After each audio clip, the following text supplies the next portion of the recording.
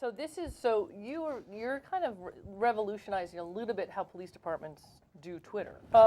And I, well, and the thing, so the police department before, I mean, it was on there, but it would be, it was often very dated and stuff. Now you're actually doing like police reports, it's like that you're the scanner.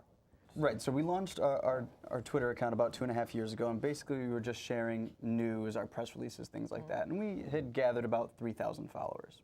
People were interested in it. We were able to share, when we had a blackout a couple months ago, and I lost power in my office, and I couldn't get out any information. I was tweeting, we're on top of it, lights are out at this intersection, things like that. I actually saw our tweet go across the bottom on, Channel 7. Cambridge Police say, oh, cool. Stay calm. Cool. Yeah. But then we wanted to bring a little bit more value add to our tweets. So we had this idea that we could kind of turn it into what we term a social media police scanner.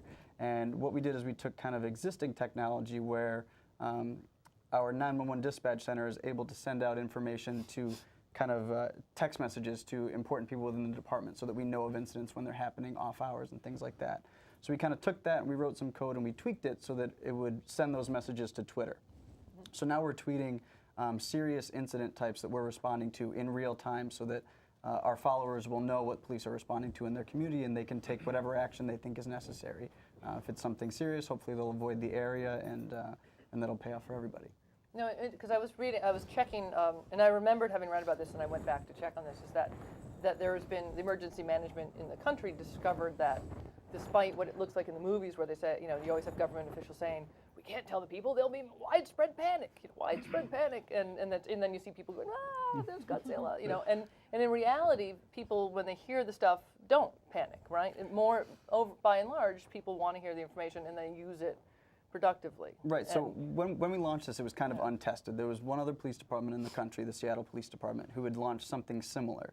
And what they do is they actually tweet every single incident, but theirs are on an hour delay. So it's a little bit different. It's kind of real time, but it's in social media, an hour is not real time. So we have a very short delay. It's about 10 minutes on our tweets. So we got some feedback from followers that said, right at the beginning, because we weren't providing very specific location information, some people said it's producing unnecessary fear. That was some of the feedback we got. It makes it seem like there's more crime that's happening in Cambridge when I see it pop up on my Twitter feed. And that's understandable, but our response to that is whether or not you see it, these crimes are occurring. And we're providing this information so that people can be informed and make informed decisions with that information.